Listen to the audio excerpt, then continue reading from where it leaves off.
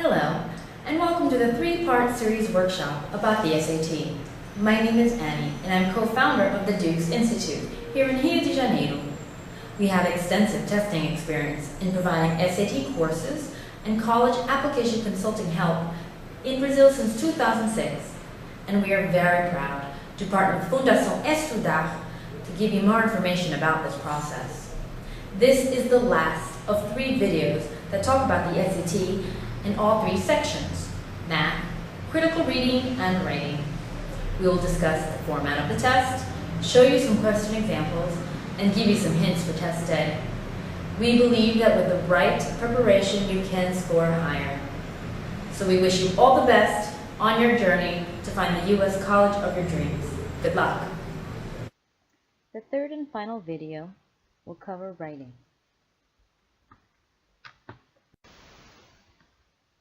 The writing section will test your written English skills as well as your understanding of English in context.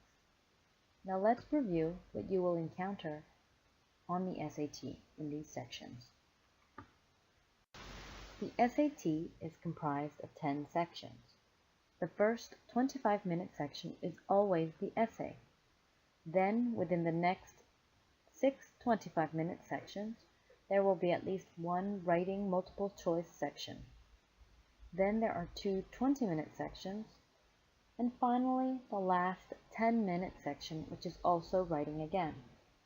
But remember, there is always one 25-minute experimental section which could be writing. So you could get between 2 and 3 writing multiple choice sections in total. There are about 50 multiple choice writing questions, and most are improving sentences, followed by identifying sentence errors, and lastly, improving paragraphs. Writing skills tested include your written English, identifying errors, and improving grammar and usage. It's not enough to just know grammatically correct English, but it's your command of the English language that will give you an edge in the writing section. To improve your score on the SAT, you should be familiar with common idioms and idiomatic expressions. Common errors that are accepted in everyday English speech, such as redundancy and diction, are not acceptable on the SAT. So make sure that you know when you see a run-on sentence, and use your ear when you hear the style errors in the questions on the SAT. There are 3 question types that are tested in the multiple choice writing section. The first is called improving sentences, and you can expect to see about 25 of this type. In this question type, some or all of the sentence is underlined, and you have to choose the best revision. Choice A out of the 5 always repeats the original selection. So if you choose it, it means it is the best revision as written. Remember, you are picking the best revision, but this could still mean that there is more than one answer that is grammatically correct, but all of them are not going to be the best revision, so you have to know your English. These are the actual instructions from the SAT test, but don't spend time during the actual test reading the instructions. Read them now and understand them, so that when you're ready for the test, you are ready to go straight to the questions and don't waste any precious time. The second type is called identifying sentence errors, which comprise about 18 of the total writing questions. 4 words or phrases in a sentence will be underlined, and you need to select the one segment that must be revised. If you choose selection E, it means that there is no error. The third and last type is called improving paragraphs, which make up about 6 questions on the SAT.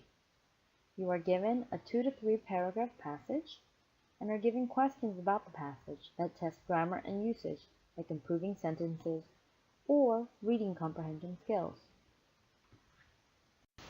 Here is an example of a 2-paragraph improving sentences passage.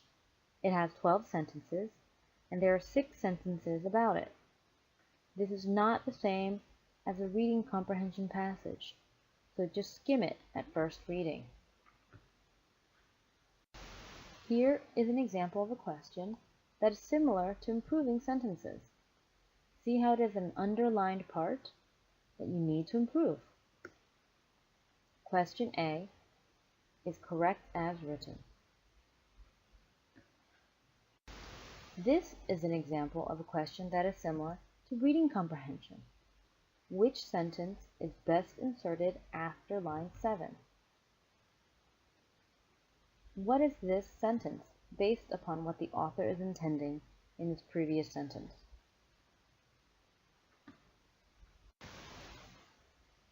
The last, and certainly not least, section we will discuss is the essay. The written essay is always the first section of the SAT and is 25 minutes long.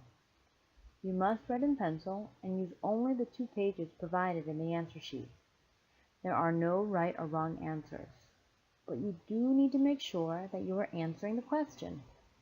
Don't forget, colleges will have access to all of your written SAT essays. They are scanned and put and filed away with your SAT test scores.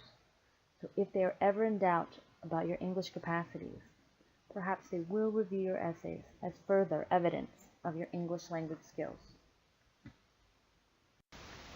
You are always given a citation or an excerpt that is presented in a box. Following this is the assignment. This is the underlined part. Should people make more of an effort to keep some things private? You must answer this question. The assignment is much more important than the citation. Repeating the citation, using the citation, will not necessarily make your essay better.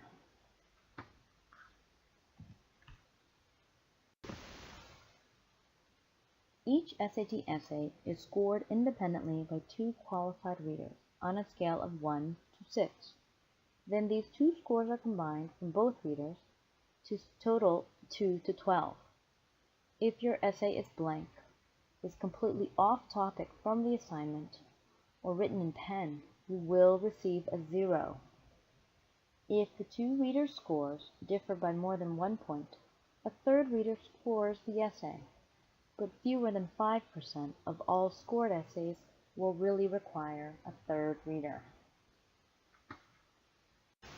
Remember, the question is the most important part of the essay, not the excerpt, not the part in the box.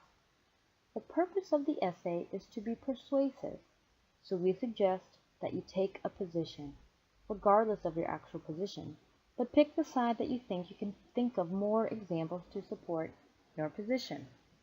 Remember, you can make up examples as long as they are relevant, and small spelling and grammatical errors will not be penalized harshly, unless they're grossly obvious and are too distracting for the reader. So try to remember to proofread, because after 25 minutes, it's pencils down, no more writing. We have now come to the end of our 3-part video series about the SAT. We've covered math, critical reading, and finally writing.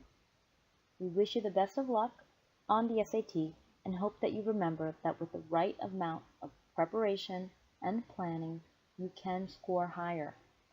For more information about our SAT preparation courses and college admissions advising, please like our Facebook page. Boa sorte!